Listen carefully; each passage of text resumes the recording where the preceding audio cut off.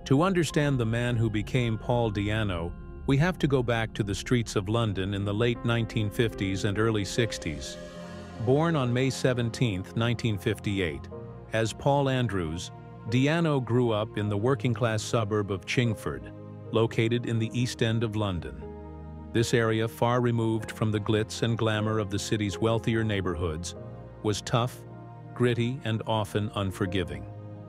It was an environment that would shape Paul's tough persona and rebellious outlook on life. As a child, Paul wasn't born into musical royalty, nor did he have a smooth entry into the world of music. He was a product of the streets, and those streets were rough.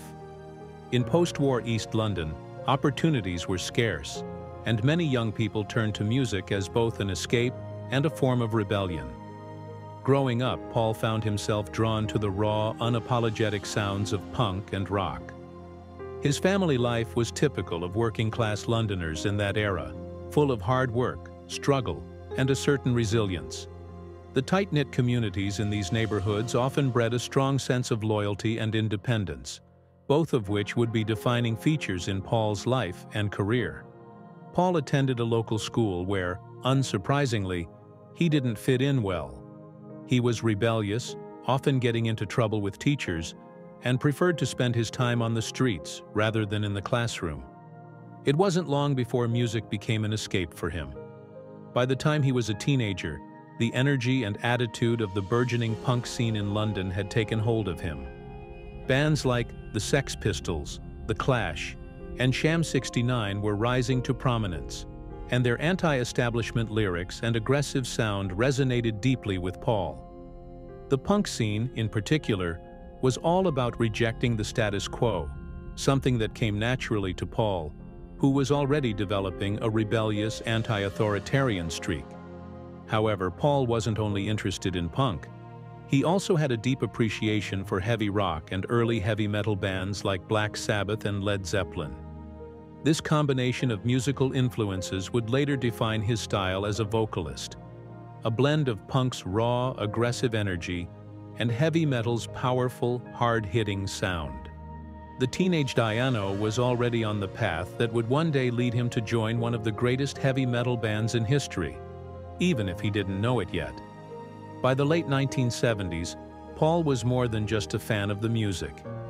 He had started to perform, making his way through the underground music scene in London. In a city where venues like the Roxy and the Marquee Club were hosting punk and rock acts that were redefining the musical landscape, Paul was honing his craft. He wasn't the polished, classically trained vocalist that many rock singers of the era aspired to be. Instead, he embodied the raw, rebellious spirit of punk, with a vocal style that was rough around the edges, full of grit, and fueled by pure emotion. Paul's performances during these early years were often chaotic and wild, matching the unpolished energy of the music he was so passionate about. He didn't care for the technical perfection that many vocalists sought. For him, it was all about the energy, the message, and the attitude. This rawness would later become one of his defining traits, and would make him the perfect fit for a rising heavy metal band that was looking for a vocalist who could match their sound. In those days, the line between punk and heavy metal wasn't as clearly defined as it would become in later years. The two genres shared common themes of rebellion, anti-authoritarianism, and a disdain for mainstream culture. In fact, many early metal bands were heavily influenced by punk's raw sound and DIY ethos. For Paul, these two worlds came together naturally, and it was only a matter of time before he found himself in the right place at the right time. By the end of the 1970s, London's music scene was evolving rapidly. Punk had exploded onto the scene, and heavy metal was on the rise, with bands like Judas Priest, Motorhead, and Black Sabbath setting the stage for the new wave of British heavy metal, NWOBHM. In this atmosphere, Paul Di'Anno was making a name for himself as a fierce performer with a voice that could cut through the noise. His presence on stage was electric, and his reputation as a rebellious, no-nonsense frontman was growing. Little did he know that he was about to become a central figure in one of the most influential heavy metal bands of all time. Iron Maiden was just around the corner. At the same time Paul was building his reputation, another band was starting to make waves in the London music scene. That band was Iron Maiden, formed by bassist and primary songwriter Steve Harris in 1975. Harris, who had his own vision of what a heavy metal band should be, was looking for a vocalist who could bring both power and rawness to their sound. Iron Maiden was a unique combination of progressive rock influences, intricate guitar work, and a relentless, driving energy that demanded a frontman who could match that intensity. Steve Harris needed someone who wasn't afraid to break the mold. He needed Paul Di'Anno. The introduction of Di'Anno to Iron Maiden would be the catalyst that pushed the band from underground clubs to international fame. His voice was the perfect match for the band's early sound, raw, aggressive, and filled with the rebellious spirit of punk that Harris admired. And so in 1978, Paul Di'Anno officially joined Iron Maiden, setting the stage for the band's meteoric rise to fame. By the late 1970s, Iron Maiden had built a solid reputation in the underground music scene of London. They had a sound that was unlike anything else, a blend of heavy metal's powerful riffs, progressive rock's complexity, and punk's raw energy. But they were missing one crucial piece, a lead vocalist who could embody their aggressive, hard-edged sound. In 1978, that missing piece was found in the form of Paul Di'Anno. Di'Anno's arrival marked a turning point for the band. Although Iron Maiden was already a force to be reckoned with, it was Paul's distinctive voice and persona that would help them stand out from the rest of the NWO/BHM, new wave of British heavy metal scene. At this time, the band was still playing small clubs and pubs around London, but their energy and stage presence were undeniable. Di'Anno fit right in, bringing with him a raw, punk-infused vocal style that meshed perfectly with Steve Harris's vision for the band. One of Di'Anno's defining qualities as a frontman was his ability to project both power and vulnerability. His voice wasn't polished or classically trained. It was rough around the edges, full of attitude, and perfectly suited to the gritty, street-level themes that characterized Maiden's early lyrics. Songs like Prowler and Sanctuary from the band's debut album were raw, fast-paced, and had a rebellious edge that Di'Anno embodied fully. His vocal delivery brought a sense of danger and unpredictability to the band's performances, and fans quickly took notice. The chemistry between Di'Anno and the rest of Iron Maiden was immediate. The band's early performances with him were electric, with the energy on stage spilling over into the audience. Maiden wasn't just another band, they were a force, and Di'Anno's presence helped to cement that reputation. His performances were often intense, bordering on chaotic, and his wild, rebellious attitude quickly made him a fan favorite. However, it wasn't just Di'Anno's voice that made an impact. His look and stage presence were equally important. At a time when heavy metal bands were adopting elaborate stage costumes and theatrics, Di'Anno opted for a more stripped-down, punk-inspired aesthetic. He wasn't concerned with the pomp and circumstance of metal's emerging glamour scene. He was all about the music and the attitude. With his leather jacket, jeans, and unkempt hair, Di'Anno looked like a street brawler, and that image resonated with fans who were tired of the overly polished, commercialized rock stars of the time.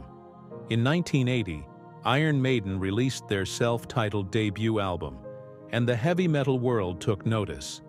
Iron Maiden was a raw, unrelenting record that showcased the band's ability to blend intricate musicianship with Di'Anno's gritty vocals.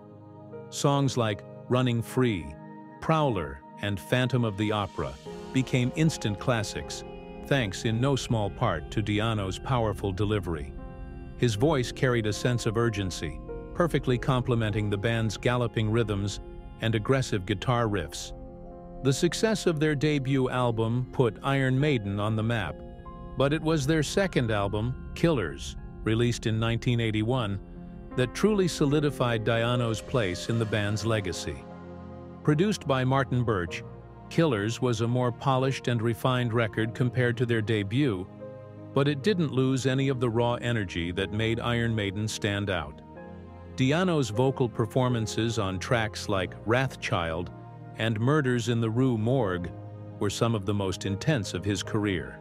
His voice, full of emotion and grit, was the perfect match for the album's dark, aggressive tone. But Di'Anno's time in Iron Maiden wasn't without its challenges. As the band's popularity grew, so did the pressures of fame and the demands of constant touring. Di'Anno, who had always lived life on the edge, found it increasingly difficult to cope with the grueling schedule. He was known for his hard-partying lifestyle, and the excesses of life on the road began to take their toll.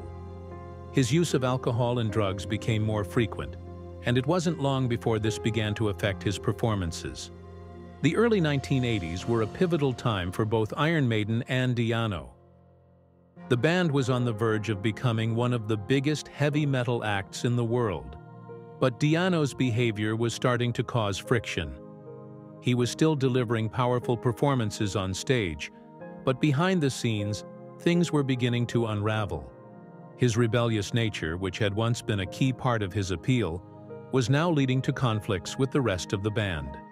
Despite these challenges, Di'Anno's contribution to Iron Maiden during this period cannot be overstated. He helped shape the sound and identity of the band in its early years, and his unique vocal style set them apart from other metal acts of the time. Songs like Remember Tomorrow and Running Free wouldn't have had the same impact without Di'Anno's emotional, raw delivery. In many ways, Paul Di'Anno was the embodiment of Iron Maiden's early ethos: raw, unpolished, and full of defiance. Steve Harris has often spoken about Di'Anno's impact on the band during these formative years. While Harris had a clear vision for Iron Maiden's sound, it was Di'Anno who brought that vision to life in a way that resonated with fans.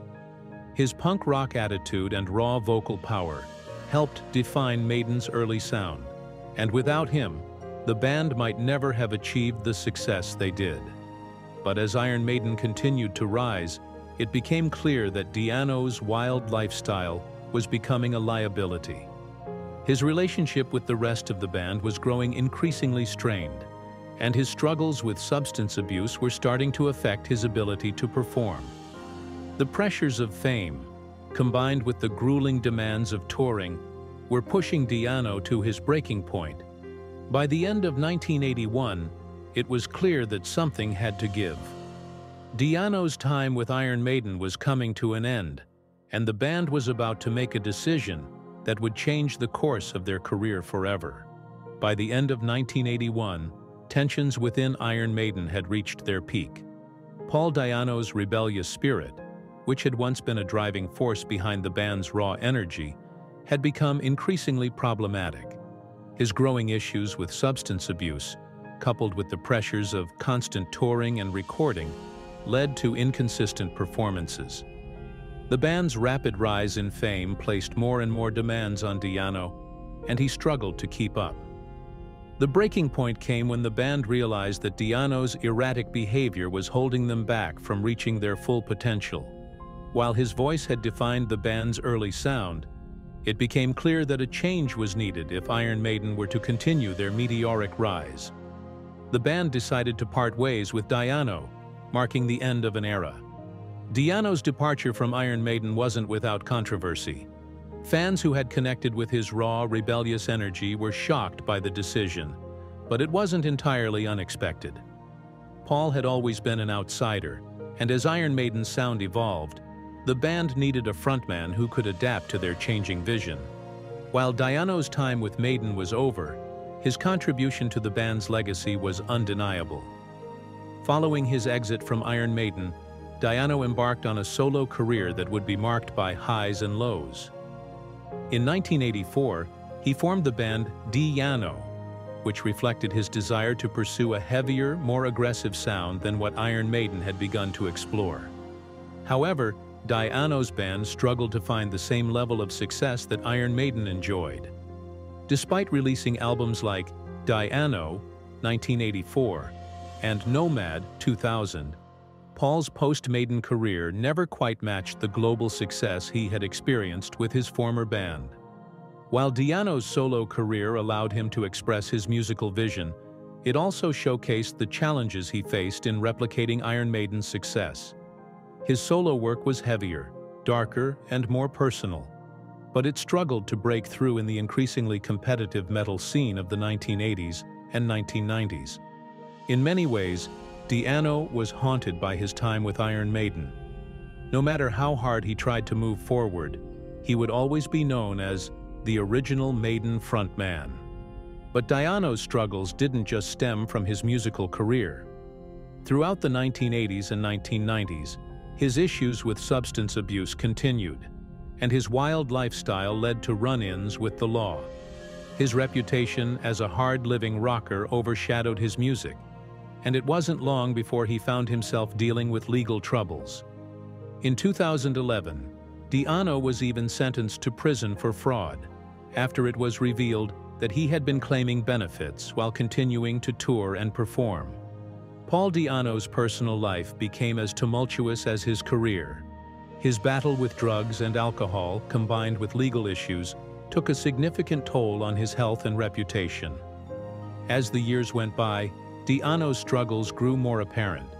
His health began to deteriorate, and by the 2010s, he was facing serious medical issues that would force him to stop performing together. But despite the many challenges he faced, Di'Anno remained a fighter. His career may not have followed the same trajectory as Iron Maiden's, but he never lost his passion for music. He continued to tour and perform for as long as his health would allow, maintaining a dedicated fan base that appreciated his raw energy and honesty. In interviews, Di'Anno has often reflected on his time with Iron Maiden, with a mix of pride and regret. He has acknowledged that his own behavior played a role in his departure from the band, but he also remains proud of the work he did during his tenure. For many fans, Di'Anno's voice will always be synonymous with Iron Maiden's early days, and his contribution to the band's legacy is unquestionable. But life after Iron Maiden was far from easy for Di'Anno. His struggles with addiction, financial difficulties, and health problems made it clear that his journey was a difficult one. Still, he remained a symbol of perseverance, continuing to make music and perform, even when the odds were stacked against him. In the late 2000s and 10s, Di'Anno's health took a serious turn for the worst. Years of hard living and performing had taken a toll on his body, and he was forced to cancel numerous performances due to mobility issues. By 2016, Di'Anno was confined to a wheelchair and required extensive medical treatment for his knees. Despite these challenges, Di'Anno's passion for music and his connection to his fans never wavered. Even in his later years, Paul Di'Anno's spirit remained as rebellious and determined as ever. His legacy as one of the original pioneers of heavy metal and as the voice of Iron Maiden's earliest days has secured him a place in the annals of rock history. While his career may have been marked by struggles, Di'Anno's impact on heavy metal remains undeniable. Today, Di'Anno continues to inspire a new generation of heavy metal fans. His raw, unapologetic approach to music, combined with his resilience in the face of personal and professional adversity, has made him a legend in the eyes of many. He may no longer be able to perform with the same intensity as he once did, but his legacy lives on through the music he helped create. Paul Di'Anno may no longer be the frontman of Iron Maiden, but his voice and spirit continue to resonate with fans around the world. His contributions to the band's early success helped shape the future of heavy metal, and his legacy as a pioneer of the genre will forever be remembered. Di'Anno's story is one of triumph and tragedy, but above all, it's a story of resilience and passion for the music that changed the world. Paul Di'Anno's time with Iron Maiden may have been brief, but his legacy has endured for decades. For many, the sound he helped create during those early years laid the foundation for what would become one of the most influential bands in heavy metal history. His raw, streetwise approach to singing and stage presence was a perfect match for Iron Maiden's aggressive, punk-influenced sound, creating a unique energy that set them apart from other bands of the time. Though Bruce Dickinson would take Iron Maiden to even greater commercial heights, after Di'Anno's departure, there's no denying the importance of those first two albums. For many die-hard fans, the Di'Anno era represents a time of pure, unrefined Maiden, before the band's sound evolved into the epic, more polished style they're known for today. Tracks like Prowler, Running Free, Phantom of the Opera, and Wrathchild are still celebrated as some of the best in Maiden's extensive discography. Di'Anno's vocal style, marked by a gritty, rebellious edge, was a perfect fit for the themes Iron Maiden explored in their early days. Songs about street life, rebellion, and the darker side of human nature resonated with a generation of young fans looking for music that reflected their frustrations and experiences. Di'Anno was the voice of that anger and defiance, and even as the band's sound evolved with Dickinson, the influence of Di'Anno's era remained woven into Iron Maiden's DNA. In the years following his departure from Maiden, Di'Anno's solo career saw him continuing to embrace the harder, more aggressive sound that defined him. While he never achieved the same level of commercial success as Iron Maiden, he maintained a loyal following among fans of classic heavy metal and punk-influenced rock. His work with bands like Battlezone and Killers kept him in the scene, and albums like Fighting Back, 1986, and Murder One, 1992, showcased his ability to adapt and evolve as an artist. But perhaps more than his music, it's Di'Anno's story, his triumphs, his struggles, and his resilience that has cemented his status as a legend in the heavy metal community. Fans admire him not only for his contributions to Iron Maiden's early success, but also for his unyielding commitment to his craft, even in the face of personal adversity. His life has been a roller coaster of highs and lows, but through it all, Di'Anno has remained unapologetically himself. Even as his health deteriorated in the 2010s, Di'Anno continued to connect with fans in ways that many rock stars never do. He's often described his fans as his lifeline, the reason he kept going through the toughest times. Whether performing in small venues or appearing at festivals, Di'Anno's relationship with his audience has always been genuine. He's never shied away from discussing his past, his mistakes, or his regrets, and that openness has only strengthened the bond between him and his supporters. In 2021, after years of battling health issues, Di'Anno underwent a series of surgeries to address his failing knees and mobility issues. The heavy metal community rallied around him, with fans and musicians alike coming together to help raise funds for his treatment. It was a testament to the deep respect and admiration that Di'Anno continues to inspire, even decades after his departure from Iron Maiden. The fact that so many were willing to step up and support Di'Anno during his time of need speaks volumes about his enduring legacy. While his career may not have followed the same path as some of his contemporaries, Di'Anno's influence on heavy metal is undeniable. His raw, no-holds-barred approach to music and life has inspired countless musicians and fans, and his work with Iron Maiden remains a touchstone for the genre. But Di'Anno's story is more than just a tale of rock and roll excess. It's a story of survival. Despite the many challenges he's faced, both personally and professionally, Paul Di'Anno remains a symbol of resilience in the face of adversity. He has outlasted many of his peers and continues to fight for his health, his music, and his place in the history of heavy metal. I've had my fair share of ups and downs, more downs than ups at times. But you know what? I wouldn't change it. I made my mistakes, and I own them. But the music, that's what it's all about. I gave everything I had when I was up there, and I'm still giving it now. To have people still listening, still singing along, that means everything to me. As Di'Anno himself has often said, he's lived the life of a true rocker. His journey may have been turbulent, but it's also been one of passion, perseverance, and an unwavering dedication to the music that changed his life. He may no longer be the frontman of Iron Maiden, but his voice and legacy continue to resonate with fans around the world. In recent years, Anno has expressed his gratitude for the fans who have stood by him through thick and thin. Despite the physical limitations that now prevent him from performing at the level he once did, Anno remains a beloved figure in the heavy metal community. His influence on the genre is secure, and his legacy as one of the original voices of Iron Maiden will never be forgotten. Paul Di'Anno's journey is a testament to the power of music and the impact one man can have on an entire genre. His time with Iron Maiden may have been brief, but the legacy he left behind continues to inspire new generations of heavy metal fans. His voice, his attitude, and his spirit will forever be a part of the story of Iron Maiden and of heavy metal itself.